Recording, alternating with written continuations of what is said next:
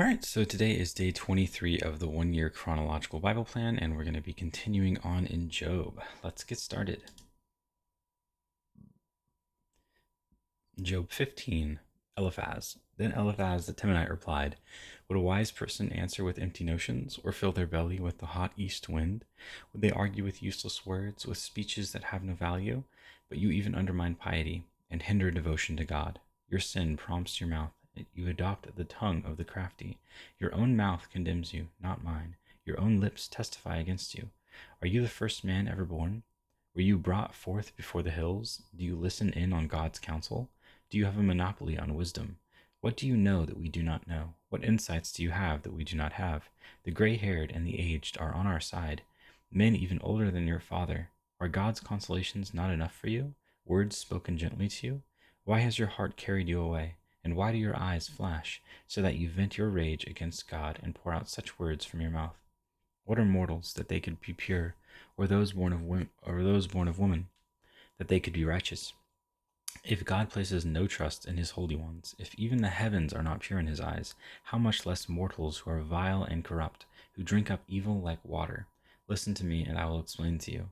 Let me tell you what I have seen, what the wise have declared, hiding nothing received from their ancestors, to whom alone the land was given when no foreigners moved among them. All his days the wicked man suffers torment. The ruthless man through all the years stored up for him. Terrifying sounds fill his ears. When all seems well, marauders attack him. He despairs of escaping the realm of darkness. He is marked for the sword. He wanders about for food like a vulture. He knows the day of darkness is at hand. Distress and anguish fill him with terror. Troubles overwhelm him like a king poised to attack, because he shakes his fist at God and vaunts himself against the Almighty, defiantly charging against him with a thick, strong shield.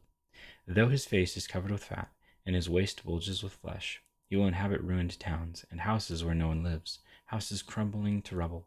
He will no longer be rich, and his wealth will not endure, nor will his possessions spread over the land. He will not escape the darkness. A flame will wither his shoots, and the breath of God's mouth will carry him away. Let him not deceive himself by trusting what is worthless, for he will get nothing in return. Before his time he will wither, and his branches will not flourish. He will be like a vine stripped of its unripe grapes, like an olive tree shedding its blossoms. For the company of the godless will be barren, and fire will consume the tents of those who love bribes. They conceive trouble and give birth to evil. Their womb fashions deceit. Job 16. Job. Then Job replied, I have heard many things like these. You are miserable comforters, all of you. Will your long-winded speeches never end? What ails you that you keep on arguing? I also could speak like you. If you were in my place, I could make fine speeches against you and shake my head at you. But my mouth would encourage you. Comfort from my lips would bring you relief. Yet if I speak, my pain is not relieved, and if I refrain, it does not go away. Surely, God, you have worn me out. You have devastated my entire household. You have shriveled me up, and it has become a witness. My gauntness rises up and testifies against me. God assails me and tears me in his anger, and gnashes his teeth at me. My opponent fastens on me his piercing eyes. People open their mouths to jeer at me. They strike my cheek in scorn and unite together against me. God has turned me over to the ungodly and thrown me into the clutches of the wicked.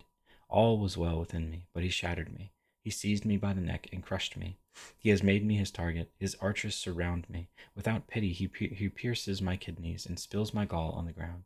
Again and again, he bursts upon me. He rushes at me like a warrior. I have sewed sackcloth over my skin and buried my brow in the dust. My face is red with weeping. Dark shadows ring my ears. Yet my hands have been free of violence, and my prayer is pure. Earth, do not cover my blood.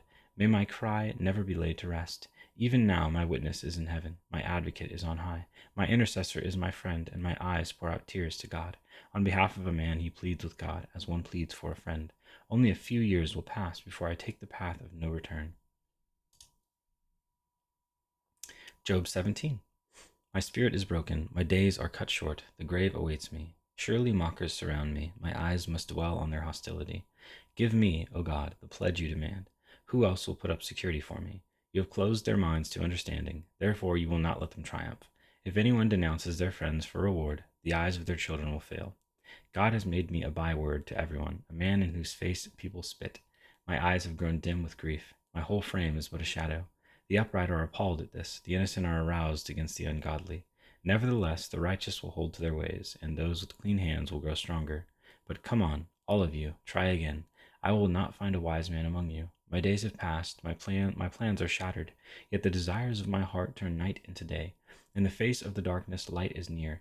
If the only home I hope for is the grave, if I spread out my bed in the realm of darkness, if I say to corruption, you are my father, and to the worm, my mother or my sister, where then is my hope? Who can see any hope for me? Will it go down to the gates of death? Will we descend together into the dust? Job 18. Bildad. Then Bildad the Shuhite replied, when will you end these speeches? Be sensible, and then we can talk. Why are we regarded as cattle and considered stupid in your sight, you who tear yourself to pieces in your anger? Is the earth to be abandoned for your sake, or must the rocks be moved from their place? The lamp of a wicked man is snuffed out, the flame of his fire stops burning, the light in his tent becomes dark, the lamp beside him goes out, the vigor of his step is weakened, his own schemes throw him down, his feet thrust him into a net, he wanders into mesh, a trap seizes him by the heel, a snare holds him fast, a noose is hidden for him on the ground, a trap lies in his path. Terrors startle him on every side, and dog his every step.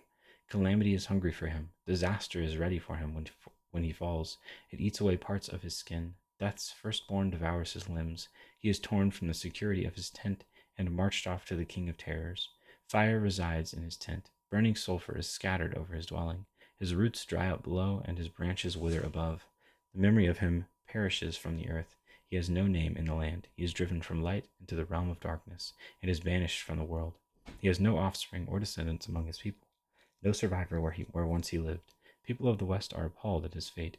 Those of the east are seized with horror. Surely such is the dwelling of an evil man. Such is the place of one who does not know God. And that is day 23.